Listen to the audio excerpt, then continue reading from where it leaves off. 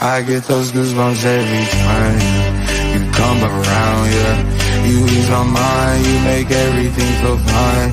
Worry about those times, I'm way too numb, yeah. It's way too dumb, yeah.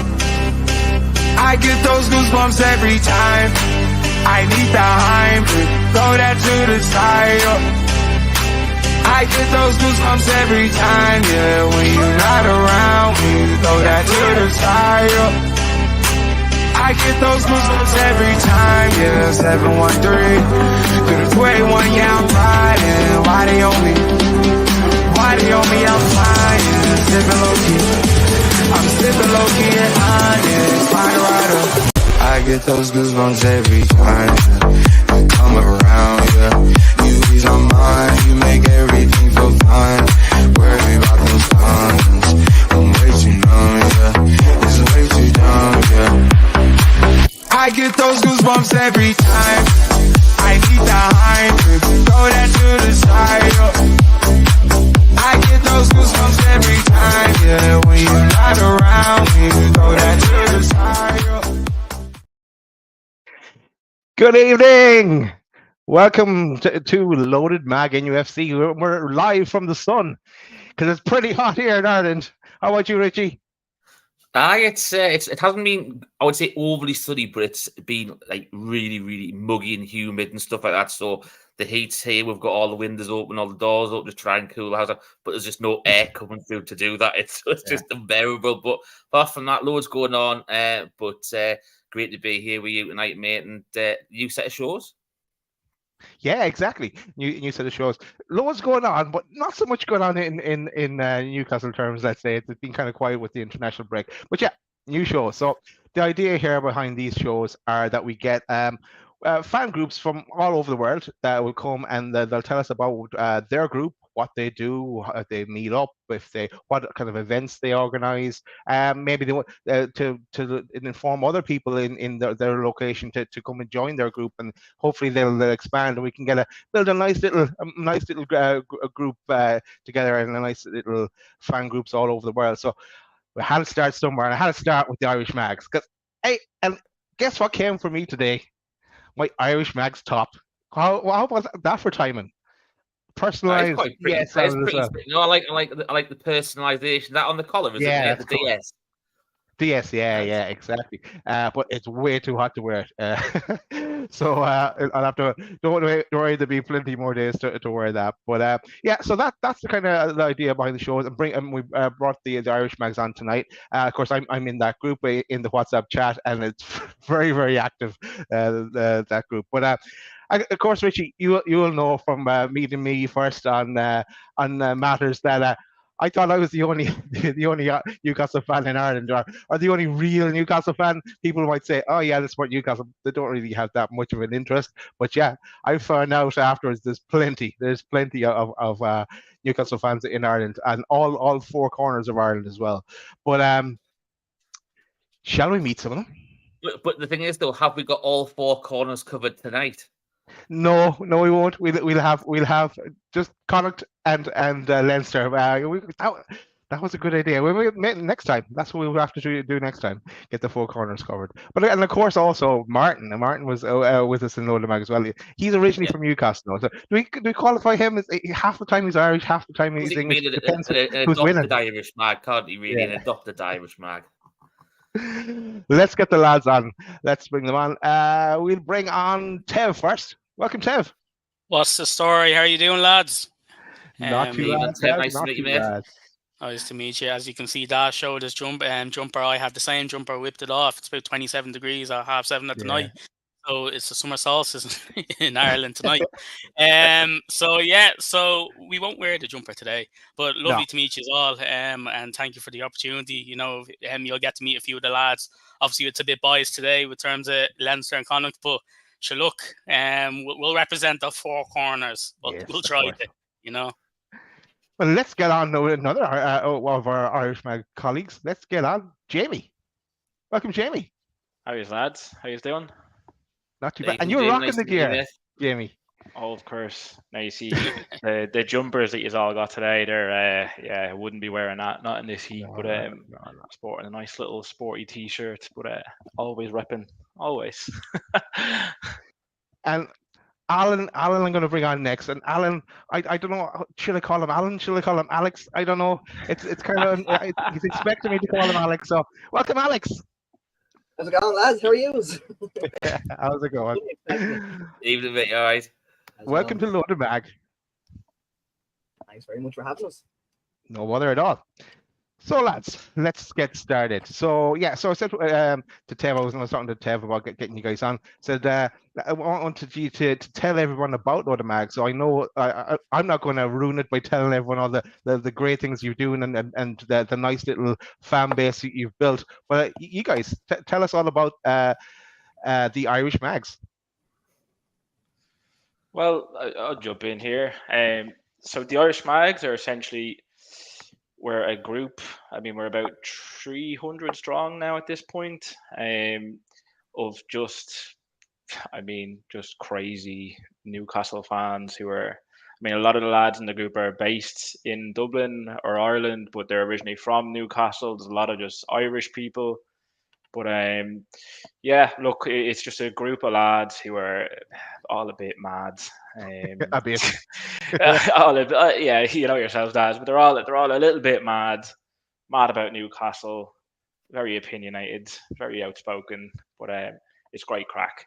And look, it was set up, I'd say 2019, was when I made the group originally. Look, I made the group back then. I mean, look, that was darker times for the club. That was we weren't celebrating a lot. We were it was doom and gloom. But look, my original plan for making it was because I knew like I couldn't be the only person in Ireland that was depressed and on a Monday morning, every morning, and I had to find other people that. You know, I was going into work and it was just Man United fans, Arsenal fans giving me stick. I just needed to find some people that I could vent to. And yeah, it kind of just snowballed from there. Obviously, then the takeover happened. We made the group chat. It really snowballed.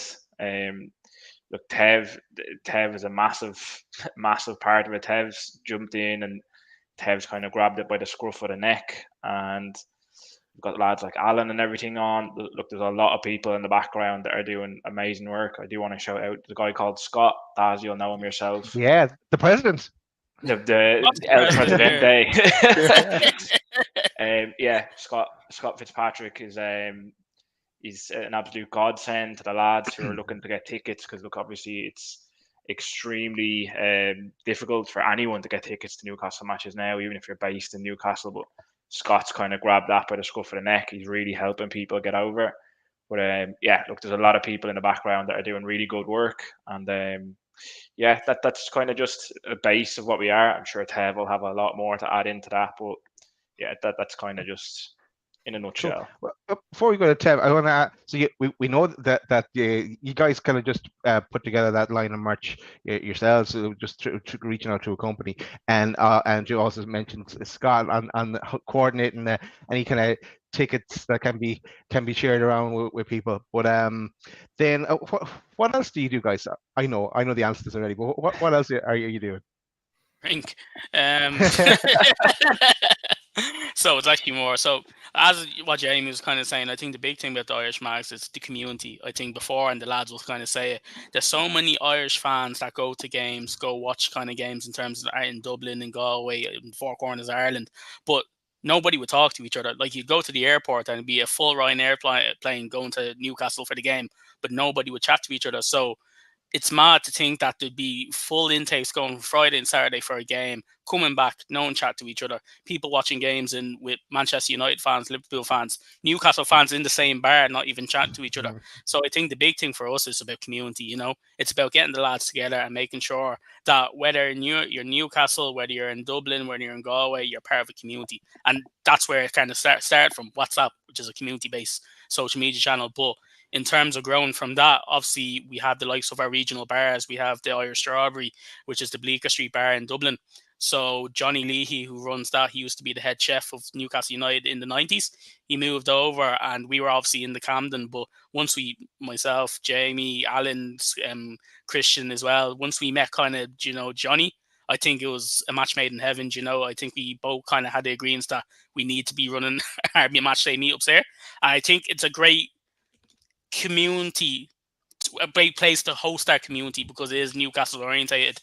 So so we have lots of things in terms of, obviously we have Scott as well. Massive shout out to Scott in terms of tickets. But like, whether you're in Mayo, whether you're in Galway, whether you're in Northern Ireland, whether you're looking to an FPL, whether you're looking to, you're looking to get some merchandise, it's all about the Irish Mags. It's all about the community that we have, so that's what we're trying to be. And like, even with the podcast and stuff, we want our fans kind of consuming Irish Mags content. So at least then when you're driving home or you're going into your commute, obviously you're listening to the UK based content, which we love. But then as well, I might listen to that Irish Mags podcast, or I might go on to Load the Mag and just listen to people who are essentially mad like us, Yeah, exactly, Jeff. And like, what I find great about it is that I didn't even know you could do this in WhatsApp. Is that like everyone's in the Wood massive group, and I have to admit, once there was 3,000 unread messages in that group because when I joined first, and I was like, sure, the lads, look at this, it's absolutely nuts. And I was charging my phone a couple of times a day, and I know that's why Martin had to leave it. But no, I stuck with it, and but I know then you split it off into different groups. There's one about tickets, there's one about the fancy football, and so on and so forth. It's great. And you also share information as well. Let's say tickets are going on sale, or something breaking kind of news, you'll share it as well. But how'd you get into all this, Alan? I was on Twitter one day. Jamie was after saying we might do a meetup, and I was like, other Newcastle fans? Absolutely. I want to be miserable with other people, not just sitting at home giving out to me missus about it. So I went into the first meetup, and they haven't let me leave since, so that's the end of it. Cool. Nice one. Right, lads. Yeah, well, actually, last question about Irish Mags before we go into more talk about stuff. What's the plan? Any plans going forward? I know you've got the podcast going, and anything else upcoming in the future. I think from our point of view and what we're doing actually well, and you can see little Paul Slaughter in the comments, we're trying to utilize the experience and kind of the skills of people actually in the chat. Because we're so busy kind of doing stuff that we really know, but you don't know who's in the chat. Like, we have some fantastic people in the chat that want to get involved. So I could say, yeah, we're doing podcasts, we're doing more meetups, we're doing Champions League away day, hint, hint. But there's lots of people in the chat as well that'll have lots of ideas. So we are talking to our members to kind of get them more involved as well. Because, who knows, there could be a five-a-side. Football is definitely something that we might do, quizzes, etc.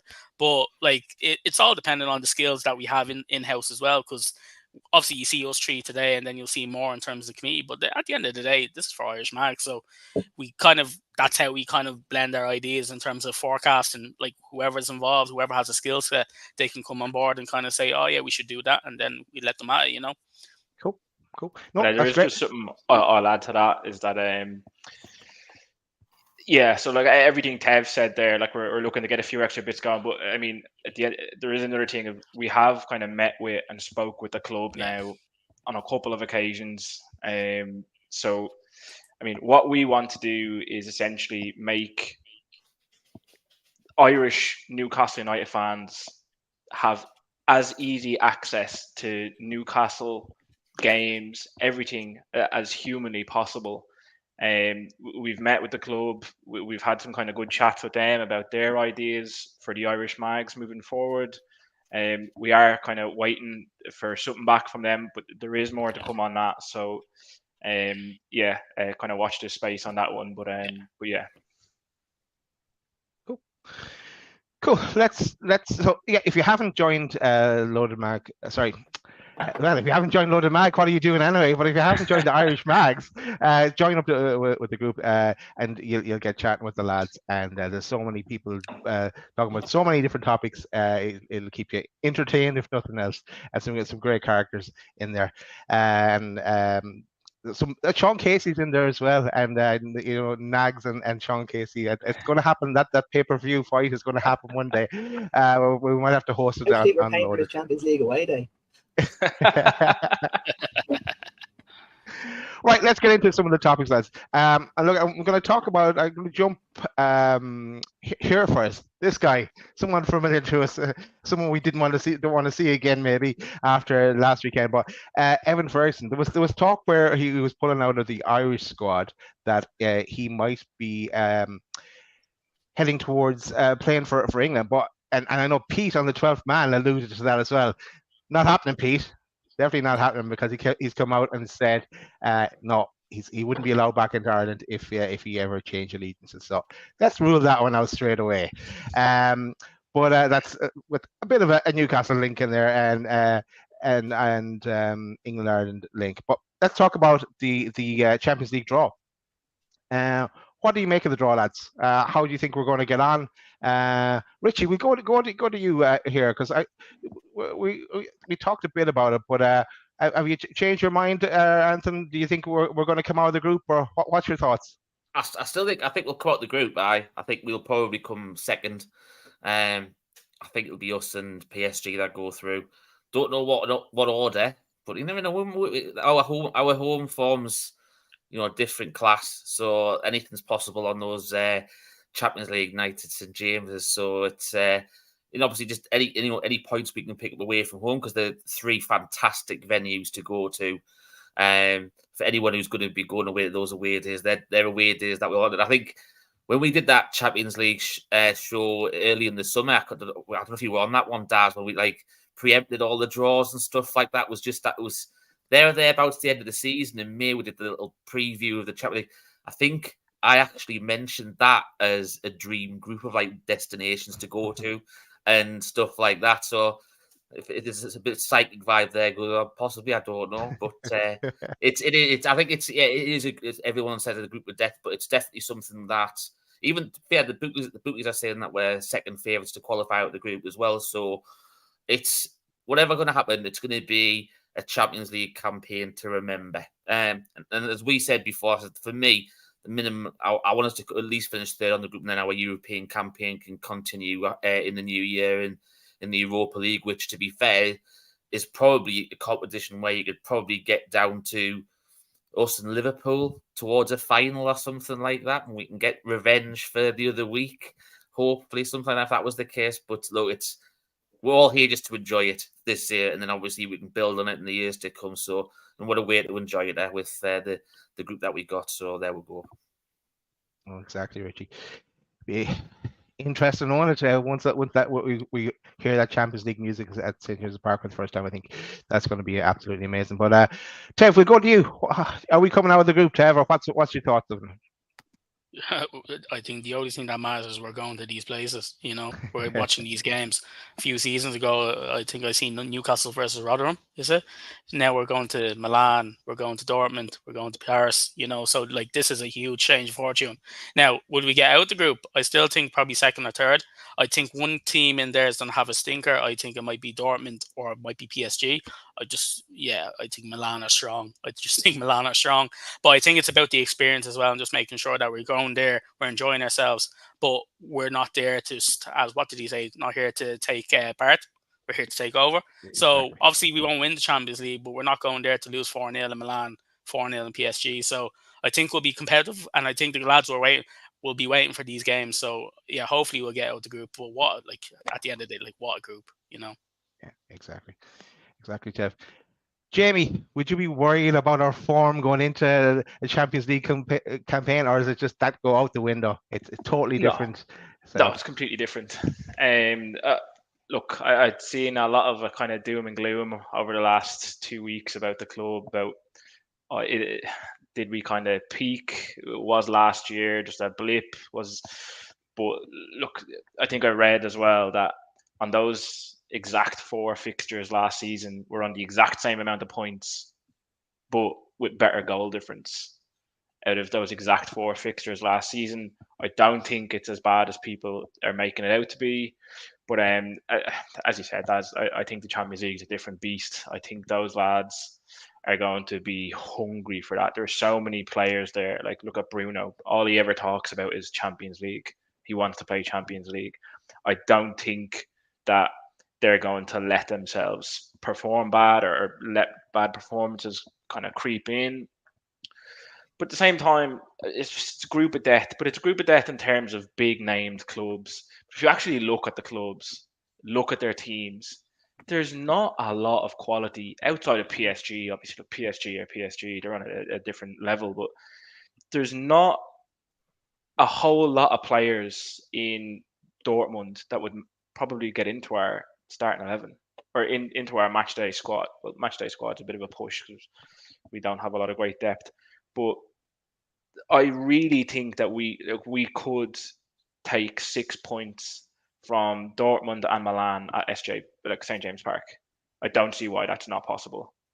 Going away to Dortmund is going to be an absolute nightmare of a game. It doesn't matter who you are. You could be Man City, could be PSG. Going away to Dortmund is going to be a disaster of a game. I mean, similar enough to teams coming to St James Park, but I think we need 9 points out of our 4 games against Dortmund and Milan to get through. I do think that both PSG games are write-offs. I don't think we're there yet. I don't think we'll be thumped. I'd say we'll be in the games, but I do see PSG beating us twice. But I reckon, yeah, we need at least 9 points out of the 2 legs against Dortmund and Milan. You know who's not going to be happy you said that, Jamie? This guy, Pete Davey. The Davy Derby against PSG. He's really looking forward to those ones. So you burst his bubble there straight away. Look, he's on tonight. Alan, we'll go to you. And is there any tie, Alan, maybe at the very top that sticks out to you that you're looking forward to?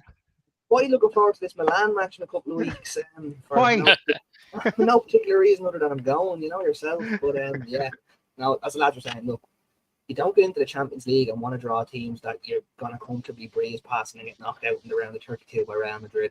When we got qualifying for the Champions League, I was like, I want the worst group possible.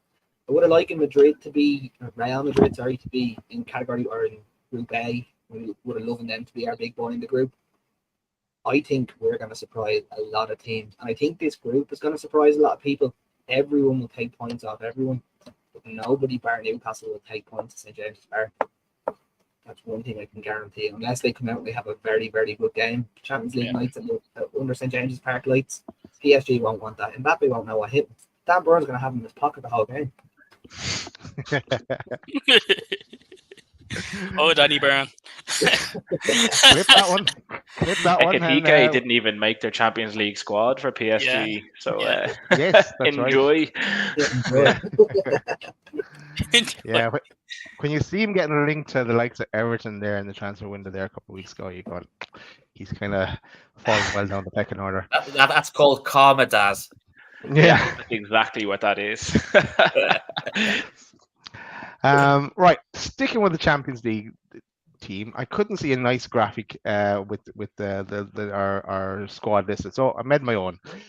So here we are. Here is the squad for the Champions League, and of course, this is how they describe it as the list A of players, and then there's another list of list B where the likes of Elliot Anderson and Lewis Miley can be added to it as well, or anyone else that fits the bill. But Tev, we'll go to you first. What do you make of the squad? And any surprises for you? And I know there's a few missing, like Manquillo, but what's your thoughts on it?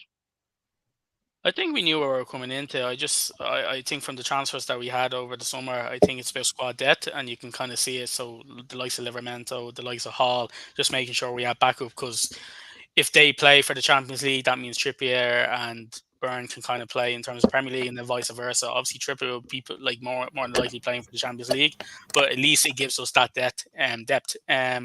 But then as well, like you had Bruno. Like remember when we signed Bruno, when he came in, like he was assured, oh, you're going to play Champions League football, and obviously he was in love with you. Got a taste of it in Leon. So now you have a lot of hungry players here that are wanting to get back. Bruno definitely. Tonali, definitely. Joe Linton, I'm pretty sure he played against Manchester City when he was with, I think, Hoffenheim, I think. So there's a good few players there that are returning back to Champions League and a few hungry players. The hungriest probably Loris Karius. I'm just seeing his name stick out there. But yeah, no, I think it'll be really good. We have a lot of players that are looking to prove themselves in the big stage. So yeah. And I think what will suit us as well, like you bear in mind when we're playing the Premier League now, a lot of teams have respect for us in terms of sitting back. The likes of PSG, Dortmund, and the likes of AC Milan will not sit, like it'll be heavy metal, like a basketball match. And I think that suits us, especially with players like Almiron, like Bruno, like Isak. So, like the lads are saying, I think they're in it for a shock if they play us in our game, you know, like a big shock, like a Daz shocks. I was going to ask. I make the jokes around here, Tev. I'm the Irish guy that makes the jokes. Here, for that, he's gone.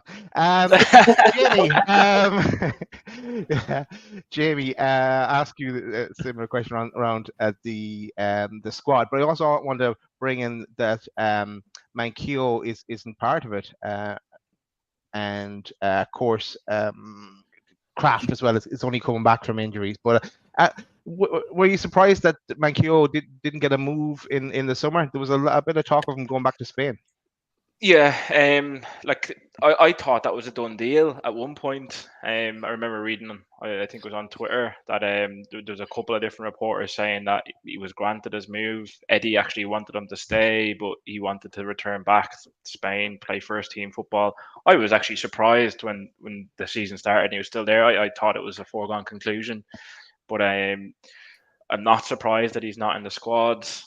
Look, we spent 70 odd million on 2 new fullbacks. There's no way that he's going to take a place off one of the lads. But yeah, I think the squad looks strong. There's players in there that are, I mean, look, Callum Wilson. Callum Wilson's an absolute goal machine. Man was born to score goals, and like this is really his last and only chance at a run in the Champions League. I think I was saying to the lads earlier, if he scores 7 goals this season, he's our second highest ever Premier League goal scorer. Yeah, I saw that today. Yeah. And like, so this is his last chance, realistically, at playing games and scoring goals in the Champions League. I think he'll be very hungry.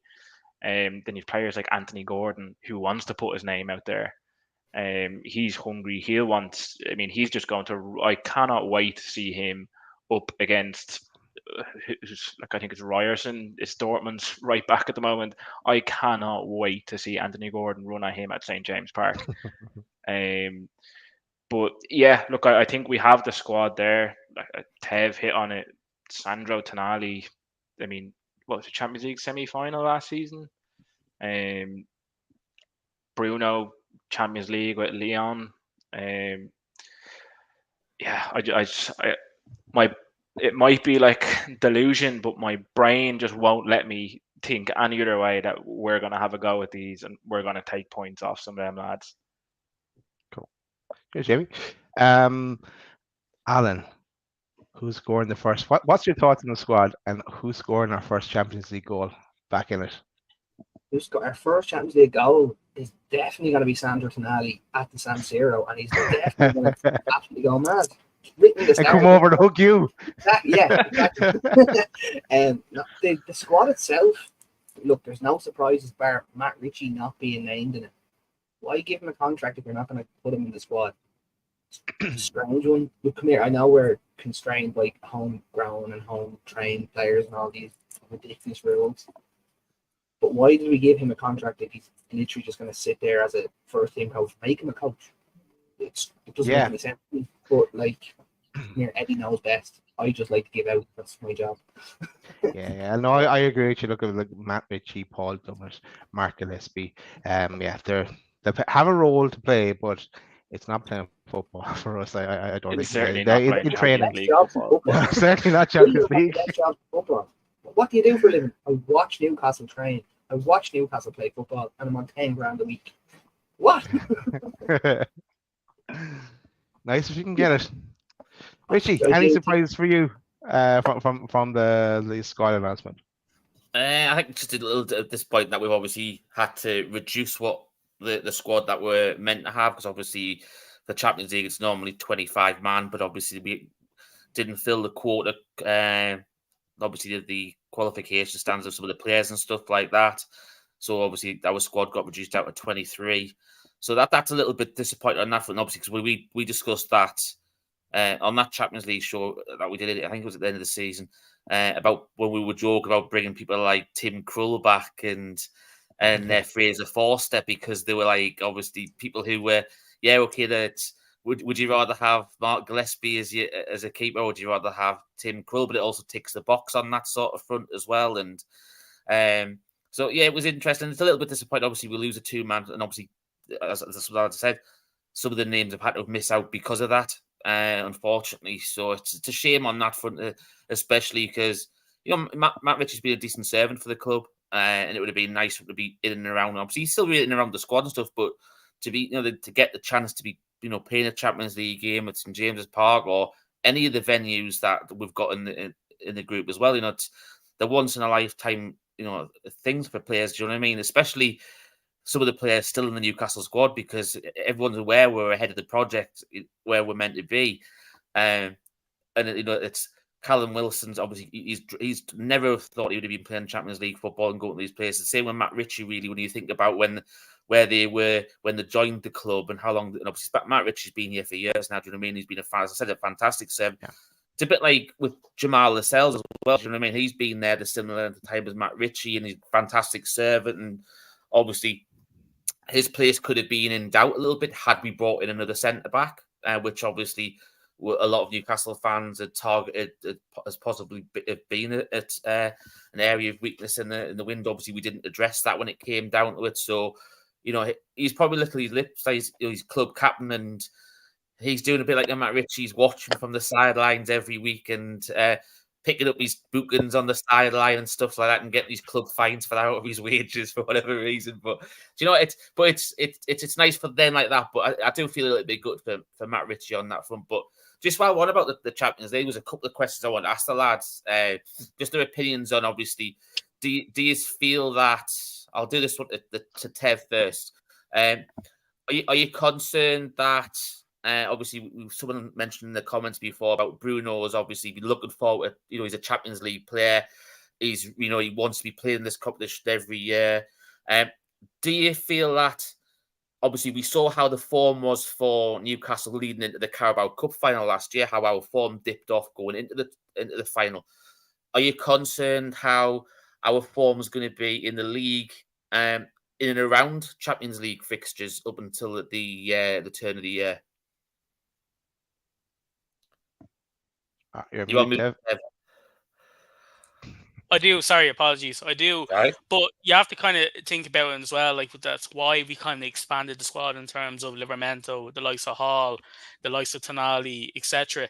Like, you can see the preseason that Anderson had as well. Obviously, Miley is a bit young himself, but like, when do we kind of give these players an opportunity? Do we keep them, putting them on after like the last 5 or 10 minutes? No, I think it's their time. So the likes of Anderson starting the Premier League game, that's no biggie. That should be okay.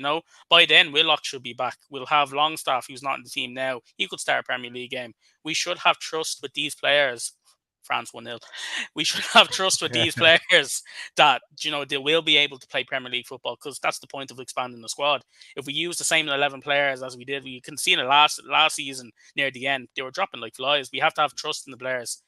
And at the end of the day, it's trial and error at the end of the day. We won't know until we try. I think definitely we should go full throttle at the Champions League. I would see where we get. I think we have a good chance of getting out of the group. But trust in the players as well that we have in the squad, because at the end of the day, it's a squad game. Wilson's our second striker, but I trust Wilson to start, so I think we should be fine. But look, we'll only know once the games start happening, Richie, you enjoyed putting up that score line too much there. It was relevant for obviously I was waiting for Geordie Toon for Life to put it, because he said he's actually watching the match and he didn't put the score in, so I thought, I'll let the lads know. To be fair, did you expect it to beat France? I don't think he's beaten them since, was it 89 or something like that. I heard on TalkSport this morning. There was a Obviously, we handball expect incident. There was a handball incident, but we won't go there. Yeah, we don't Yeah, speak we about obviously that. expect to beat France, considering that we've won 4 games in our last 40. Like, let's be honest about it. See, if England didn't keep robbing our best players, we'd be all right. There you go. Jamie, I'll come to you next on we'll talk about the Champions League. Obviously, we would talk about the transfer window, and we thought Newcastle might have went stronger, a little bit stronger in this window. Obviously, there's still a couple of places, with the team, like the right centre back, possibly, a defensive holding midfielder, right winger. There's potential other areas of upgrading. And they've talked about before, obviously, how hard the January window is. Obviously, we saw that if you watched the documentary, how hard it was to get players in then, and obviously they had to pay inflated prices for Anthony Gordon. If Newcastle have a fantastic Champions League campaign, and then they qualify out the group to the knockout stages, do you see Newcastle being more active in the January transfer window going forward after that? I think they have to be. I mean, I feel like a lot of journalists will tell you otherwise, because they'll say, I mean, the pot is empty apparently. But I feel like if we go on our run in the Champions League, if we get out of that group, there is absolutely categorically not a chance that they don't invest in that squad, and significantly. I mean, look, I'd say they'll borrow funds from next season. I'd say they'll do whatever they have to do to improve the squad. There we go. There's some extra funds, 400 million over 5 years, I think. Or 40, I don't know. I can't remember what the figure was. But yeah, I think I've seen a lot of comments about even just our summer spending. 75 odd million on 2 fullbacks that we're still playing Dan Burn left back, who's now moved to centre back, obviously because of injury. But I think the club kind of stuck to their guns. We and everyone else knows that we're well ahead of schedule, or we're ahead of where we should be in the project. But I think the club didn't jump the gun and make a knee-jerk decision to say, okay, let's go and spend all this money. I think they kind of kept to their original plan of, okay, yeah, we're ahead of ourselves now, but we're going to stick to our plan. We're going to spend the money we were always going to spend. Which, I mean, look, obviously fans, we got Champions League, we finished top 4. Fans want to see us now spending money, signing 3 or 4 Sandro Tonali's a window. But I think the club are being smart about it. I think because I mean, look, you see what happens to the likes of, I mean, Leeds in the early 2000s. See what happened to these clubs when it's going well and they start spending the money, then all of a sudden it's not. And Everton. I mean, it's very easy, very, very easy to tumble down that pyramid. So I think they're being smart. They're being very methodical about their spending. And look, I'm not going to complain. Look what Eddie done with the squad he had last year. A couple of bad results at the start of the season is not going to get me kind of flustered about the season, but I think the club and they're sticking to their guns on their original plan, regardless of us being ahead of schedule or not. And yeah, I don't see them making knee-jerk decisions. I'll come to you next. Obviously, while we're doing the Champions League, but obviously you've mentioned you're going away to Milan, the first Champions League away day. Something I actually found quite interesting. I didn't get a chance to mention this to the lads because obviously I wasn't on the draw show, but we've actually got 2 early kickoffs for the away games, Milan and Dortmund, which obviously the earlier kickoffs tend to be like the east coast of Azerbaijan or wherever you want to be, over the Russian sort of way in Ukraine. So we've been quite lucky on that. And I think that's probably down to TV interest at those ones, so they can obviously have a fantastic game early and then obviously the fantastic late ones. And how do you feel? Because obviously that your travel plans will have been around that, where you're actually going to stay in the night, right? If you have a late kickoff, it's very, very hard to get a flight back late on and stuff. How do you think that's going to feel for the team? Because obviously they're going to be able to get home the same night, and obviously preparation for the game on the weekend. Do you think that's going to be a huge help for them, Alan? Definitely going to be a massive, massive help. Like, they'll be back in Newcastle by 11 o'clock the night of the match. They'll be ready to train the next morning at a normal time. Like, a trip to Italy, it does take it out of you. especially if you're going over there playing 90 minutes of hard, intense football, coming back, getting back into training. I think the early kickoffs are going to be massive for us. It's going to be a big, big deal for us. And it'll help in the long run when we're winning the group and we get to go into the transfer window as well. So that'll help us out.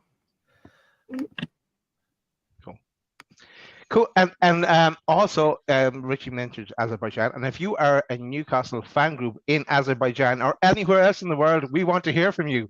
And come and join us and have a chat with us about all things Newcastle. But moving on, I have another question. And this one is about Eddie Howe.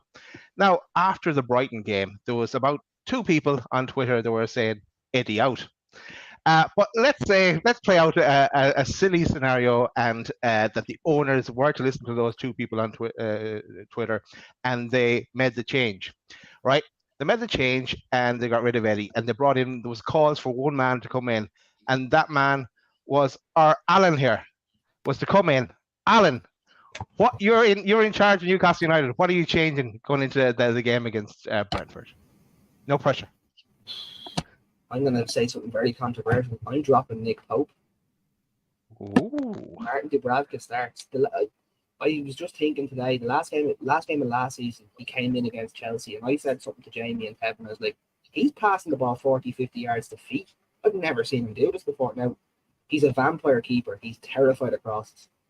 That's his only issue, where it's Nick Pope's opposite. He loves coming out for crosses. I would put Dubravka back in. So that'd be my big call, would be him going back straight in, and maybe dropping Dan Burn because he's looked way off the pace so far this year. Look, he has been unbelievable in 99.9% of the games he's played for us. Starting the season, he hasn't started like a house on fire. Nobody has really. It might probably play Livramento over Hall at the minute, because I think he'd be a little bit fitter and be more in the Eddie Howe style already, because we've been trained a little bit more. On the left. I think we need to change something. That not catastrophic, gut the whole team, but something does need to change. Okay, cool. Interesting, very interesting on Paul. Tev, I'll come to you. In our show there, when was it? The other right out. It was a reaction show. This one here, a loaded masterclass. We went through what the changes we made, but we decided to mix it up in the we didn't go as far as dropping Pope. We did bring in Hall in the left back position, but in the number 6 position, we made a switch there.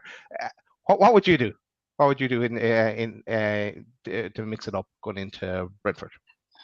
Well, it's good that you're looking at the midfield. I think what we can kind of see in the past few weeks, that with Tonali, with Bruno and Joe Linton, I think we have a fantastic pair of midfielders. But it's like they don't know what they're doing, who's doing what. They are all it's like a 4-3-3, but the 3 is like in line with each other. So it's all go up, nobody come back. So I think definitely there's a change there. I still think Joelinton's not fit. Bruno's not fit since his wedding. His 7 weddings over the summer. I just like, even if it's Tonali in there in terms of the 6, even if it's Longstaff or having 2 sit, I think that would be more beneficial, because what's happening is Bruno is in the 6. He's trying to play 1-2s and then go up, as you can see from Evan Ferguson's goal, the second goal where he tried to press and then he got spun and then there was no one there. I think they're all fine, but if you're playing 6, play 6. Don't play Bruno's 6, 8, 10. Try to do everything. If you're playing 6, play 6. So while they're not fit, I'd probably put Longstaff there, Tonali there, or I'd put Bruno and Tonali, but have it that they're sitting. Because what Tonali and Bruno are doing are the exact same thing, and with Joe Linton not as fit, being our third midfielder, it doesn't work, you know. So I think it's not really about changing the players. It's really just kind of saying, if you're playing 6, you're playing 6. If you're playing 8, you're doing 8. Because right now it's like it's a flat 3 that are kind of just doing everything while doing nothing at the same time. It's interesting the way this worked out. We hadn't planned this, but Alan focused on the defence. I directed you towards the midfield, Tev. So I'm going to throw Jamie the attack. Now, in our and Jamie has already mentioned the goal machine, Callum Wilson, who's 3 years at Newcastle today. But what would you do? Who would you play? Assuming Eddie goes with 4-3-3, and he doesn't alter that. Who are you playing in that central striker position? Callum Wilson has to go in. I mean, if that means Isak is dropped or moved out to the left or out to the right, whichever. But Callum Wilson has to play centre forward. I don't see any other way about it. Like even seen against Brighton, he came on, scores his goal. Is kind of it's just what he does. If he's presented with chances, he's going to score goals. But if that means Isak is dropped, or else Isak goes out onto the right and replaces Miggy, and Gordon plays on the left. But then, I mean, Barnes needs to fit into the picture somewhere. So, I mean, potentially, like Isak's a tricky customer. Like, so I'd say if he was the one that was coming on in the 60th, 70th minute, running at with fresh legs, running at tired defenders, I'd say he could cause big problems. But yeah, I mean, 100%. Callum Wilson has to start. There's no other way about it. I mean, something has to change. Yeah, it would be interesting to see that, and like the fire in the belly of Callum Wilson from coming off the bench. Would Isak have that as well? Then, and it'd be interesting to see. Yes, I thought someone mentioned there the likes. Make sure you smash that like. We haven't mentioned it yet, but yeah, smash that like button. And if you're new to Enable Chat, hit the subscribe button, and you'll get notified of all our upcoming shows. But Richie, you didn't get to speak with it in the loaded masterclass, but we'll give you the full breadth of the team there. So, what would you change? Well, are you happy with what we came up with? Well, I got back late from Edinburgh on Sunday, but I got back, got to listen to pretty much from the masterclass onwards, and obviously I was aware you put the comment on about when we were talking about the number 6 role. I'd obviously mentioned that when Eddie Howe talked about Tonali when he came in, it was the fact that he's probably one of the best understanding of tactics in world football. So for me, he knows about what tactics Eddie Howe wants him. He should just literally just say, right, I want you to be the 6 in this game or whatever.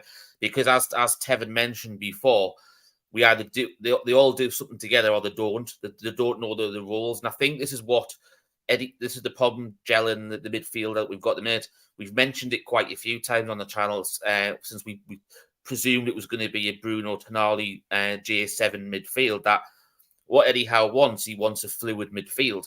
The one that can, they can make their own decisions about going forward, someone dropping back at the same time, and et cetera, because they're all intelligent footballers.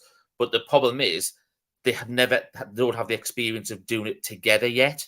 And this is something that they're all learning, and it has been mentioned recently that, yes, okay, Bruno and J7 have played together, especially all last season.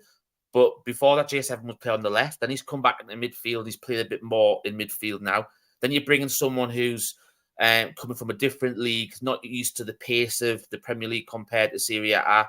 And I think it might just be the time where you have to go back and say layman's terms, right? You do this, you do that, and obviously just build a bit more understand. But I think the one thing that's quite frustrating for me is that these are intelligent lads, and obviously, and I imagine the rest of the lads who are on the short night have played football to a certain standard and stuff like that, and understand their roles within a team. I still don't understand how if one midfielder sees one, that their partner going forward, why aren't they automatically just dropping back to cover? Surely this is just basics of football. Like you don't just all just bomb forward. It's not like we're under 7s playing football for the first time and chasing the ball around the pitch. You know what I mean? These are intelligent footballers that they should know the basics of, commitment and the defensive side if you lose the ball and stuff like that. And it was fantastic the way that, Pete did the pizza slices on the masterclass, as you just called it the other day. And it was right. Obviously, with having 2 bombing fullbacks, you still need someone to sit and protect those 2 centre halves. And that's the big key on there. What Al mentions as well about Pope, there was saying about how much the shots were from Gilmore. For me, he should have caught that all day long. it was bread and butter for me. That it's right in his midriff. He shouldn't be dropping that, unfortunately. And it turned the game. You could turn around and say that it would have been a different game if Isak had put his 2 chances away in the first 5 minutes. He seemed to be, I don't know, he wanted an extra touch for the first one, and obviously the defender came back out for a corner. And the second one, I don't know what went wrong with that one. He just sort of like really shanked it, really, didn't he? It was a horrendous finish. It's the sort of one where you think if that had dropped to Callum Wilson, that's in the back of the net. But then again, he missed that the last year against Man City in a similar situation, didn't he? So it's all buts and maybes and on another day sort of thing. But the second goal, base 6 as well. We talk about the number 6 there, that space in between the midfield because Bruno pressed. He didn't have that cover in front of the back four. Ferguson exploited. He dropped off, and I think if Botman's there, I think Botman goes with him. I don't know if it's just the fact that Byrne hasn't been playing centre back week in, week out. He's been playing at full back, so it's a different sort of role, and perhaps that. But to be fair, I think we missed Botman. You know, he's probably been our player of the month for me. I think he's been fantastic, and we really, really missed him on Saturday. Up front, I think Miggy. I would. You know, when we did the recruitment, this is something that we talked about before. We know 2 fullbacks coming in. Did we? You know, we said there's other areas that needed highlighting that were necessities. Fantastic that he's picked up on the documentary. The cover and where the targets were meant to be and who they were looking to replace and who. I thought that was fantastic. I had noticed it when I watched it, but I didn't realize. I didn't really think anything of it because I thought it's just common knowledge for Newcastle fans. Really, do you know what I mean? It was nice that it was actually highlighted, but it's like, yeah, we really needed a right winger, and it's we didn't. We bought 2 left wingers. We already had Gordon through, and I know there's this talk of versatility, like when he buys players, and obviously they said that Gordon can play anywhere along the front 3 realistically. But for me, it's where's the versatility for Harvey Barnes? Because he didn't really play anywhere bar the left for Leicester, and it's not as though he can come in and play in the middle. I don't think he has the same effect on the right. He probably could play on the right, but I don't see him being that player that he is on the left. So it's still a surprising transfer for me. Yes, he's a good player. That link-up player that we've seen already from pre-season and especially how it was against Villa as well with Callum Wilson. It's a fantastic little partnership development there. And I think if we are going to bring Callum Wilson back in, like Jamie mentioned, he scores goals for fun and could, by the time he leaves, be the second highest goal scorer in club history. There's a nice little relationship there. So it'll be nice to see if they can work on that, give a bit more time in game, rather than just 20 minutes towards the end of the match when people are tired. You want to start to build a bit of understand. And if that's the case, and the versatility comes in, I think we shift Gordon to the side. I think Gordon could do it on the right. Obviously, he is naturally right-footed. Yes, you take away that inverted winger, you're cutting in and having a shot, but at the same time, he's got that pace of like a traditional right winger where he gets past the man and you can just put the ball in, and you know that Callum Wilson or Isak will be there. So I'd be looking for that, and possibly even a change in the 4-3-3 to such, and it's like, because if you put Wilson, where do you put Isak? Because you've got your world record, like the club record signing, you don't really want him on the bench because on his day he's fantastic. Can you really see him change the formation, Richie? And that's it, and that's where we go back to. Well, no, we discussed it several times that the only way you really change it is you go to a 4-2-3-1. And the person that misses out for me, if that's the case, is probably going to be Joe Linton, because I think Isak goes as the 10 and plays off Wilson, and then you'd play Tonali and Bruno together, because obviously you know that they can both be 6s, they can both be 8s, so it's probably an easier relationship and understanding for them to get that. If one's covering, one drops, one goes forward and stuff like that, so it might be a little bit easier. Then your back four's still the same. So it's literally just that change in the final third in position. But look, it's some people have mentioned, and I think I started the comment coming back for later. Tom Dixon, does Eddie Howe have another much needed style of play? Because at the moment it's 4-3-3. You know, what's the plan B, like formation wise, like we saw in against Villa in pre-season, he went 3-5-2, which shocked us all. And we're like, well, if you're going to play 3-5-2, you got the wrong people in the wrong places. It was, you know, it was the square pegs and round holes, and it was a bad experiment. And that's the type to do it. I think going from a 4-3-3 to a 4-2-3-1, it's a slightly easier transition because you've got that understanding in the back four, your back five, sort of, if you include your keeper. It might make Pope a bit more reassured if Botman comes back in. And for me, I'd like to see Lewis Hall get a chance, have a natural fullback there rather than someone who can play there. And obviously Trippier on there as well, or even Livramento, depending on how, you know, we don't know how Trippier's what sort of minutes he's going to get when he goes to England with having 2 games. So it might be the fact that he's got 2 weeks to work with Livramento. You might see him come in for the Brentford game before the cup game, or the cup game during the week after. There's loads of ifs, buts, maybe, as I said, but there's changes there, which I've just mentioned, and I'd hate to see the Brentford lineup being this, you know, obviously I'd expect Botman to be fit to come back in, but, you know, the same personnel, I think something needs to change. Well, Alan will do his nut if he sees Pope in goal. So yeah, you need some kind of a change. Look, let's. Sorry, Richie. No, I was just going to say it's probably took the fact he's not in the England squad. It means that he could just, you know, have that pressure taken off, because you did it. If he'd been going, you know, there's a chance he might have, because Pickford hasn't been great. You know what I mean? It's I still don't understand how he's in the England squad. To be fair, I know it seems to be Southgate picking mates again. You know, you've still got Jordan Henderson in there as well.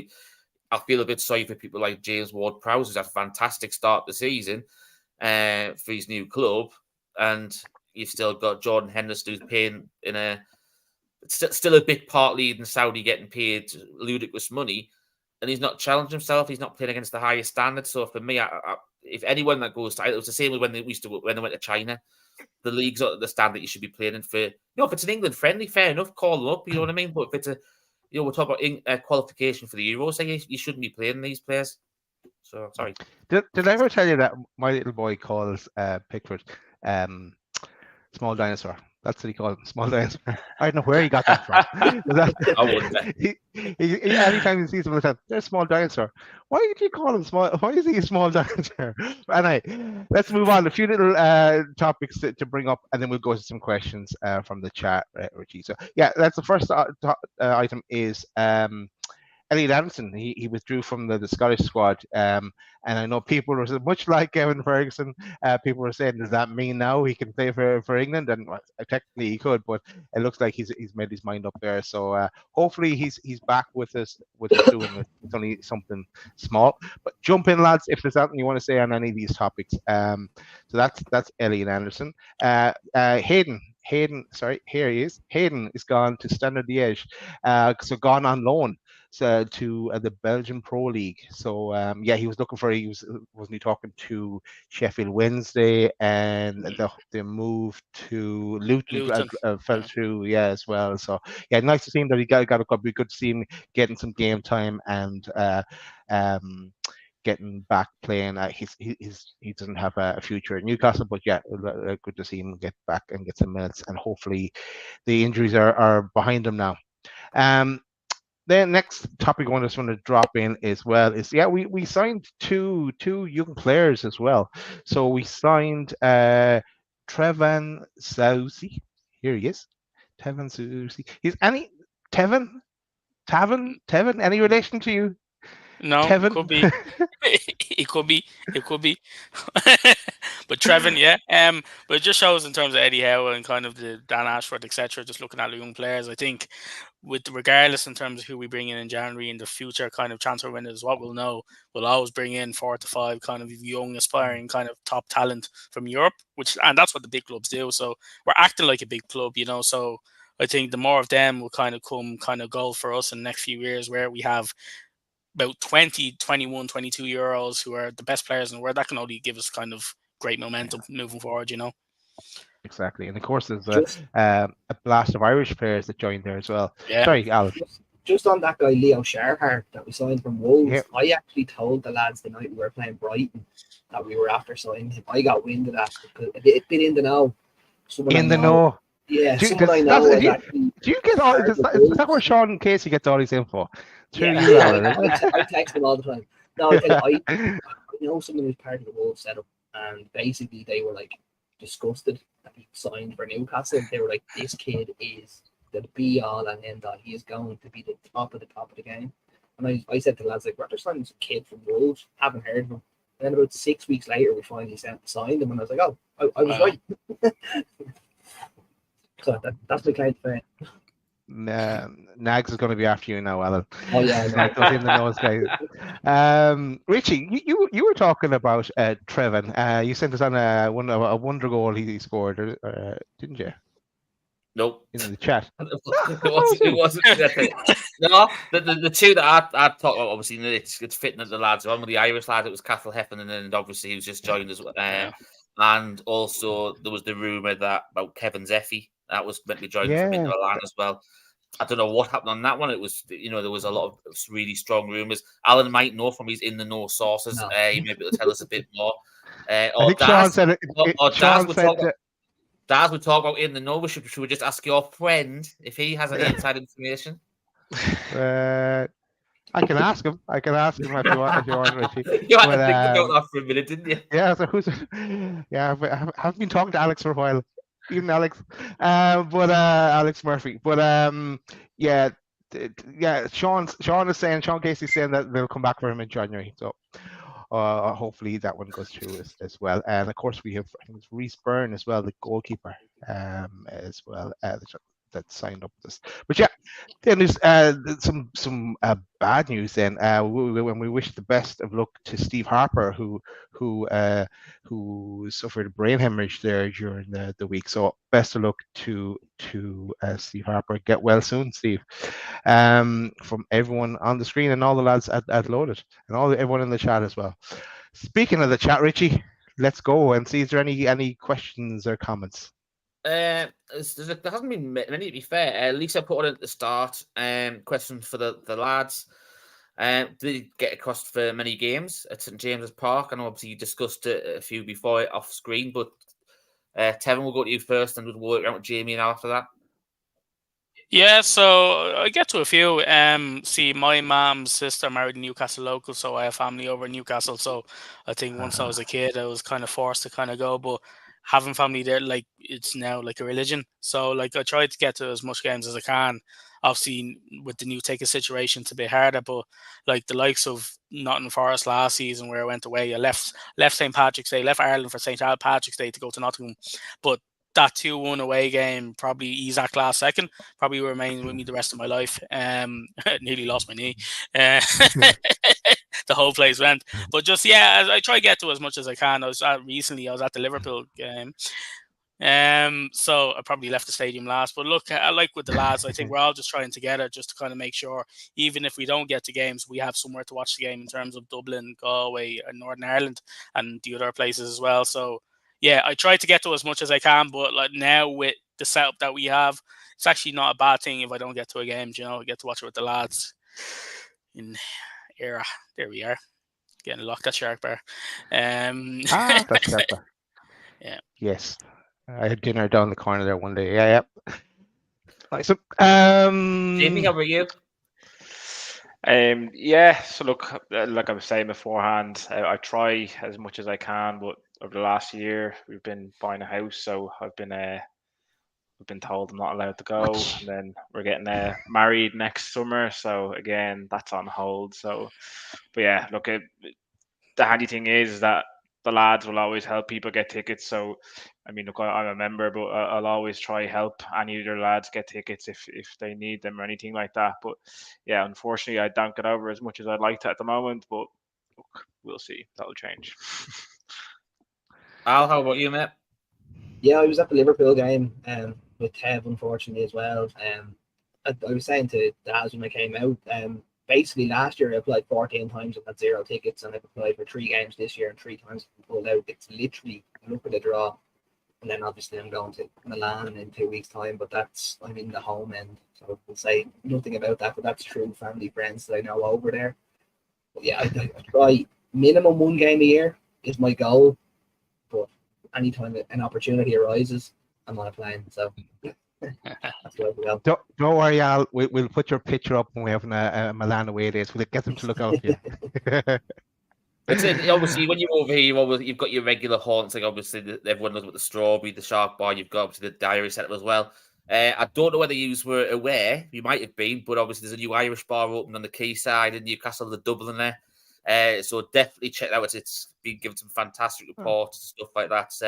I'm hoping to go and check it out soon as well myself. So give that a check when you come over as well. Another one to tick off your little boxes, home from home while you're over here sort of thing as well. So. Put that on our list for Easter, Richie, on our list.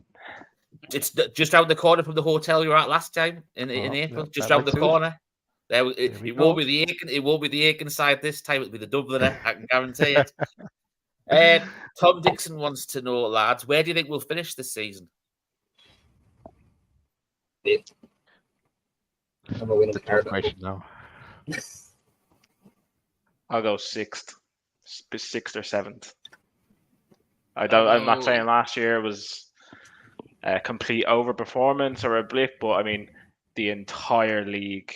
I think this is the most competitive Premier League season there has been since its inception.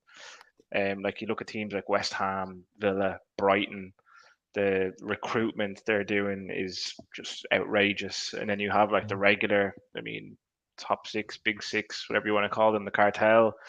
So, there's a lot more people now fighting for even just, Europa and Europa Conference. So, look, I think it's going to be a tough season. But, for me, I'd be happy with any European place. Conference, Europa League, Champions League would be an absolute bonus. But if we just finish in any of the European Cup places and go on somewhat of a cup run, that's a happy season for me. Yeah, go on, sorry. I think I'd say 6th as well. But what I'm thinking of actually, would it not be nice if we finished 3rd in Champions League group and won the Europa? Final in Dublin. There you go. Yeah, final in Dublin. Could we come 6th and tickets still get to be Champions interesting League? then. Oh well. Did I tell you about the Irish strawberry that we have? Yeah, no. But 6th will be interesting. I'd say we'd do very good in the cup. Whether it's the Carabao, the FA Cup, or even like if we drop down to the Europa League and we won that, that'll be a triumph itself. So 6th, but I think there's a surprise. There's another surprise this season, I think.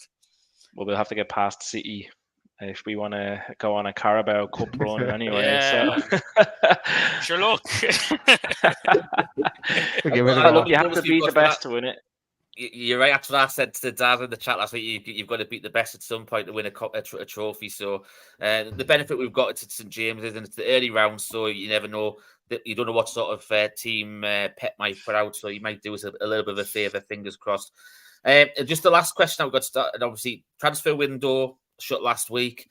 Ian Barron wants to know: do you think that Newcastle might look at any potential free agents out there?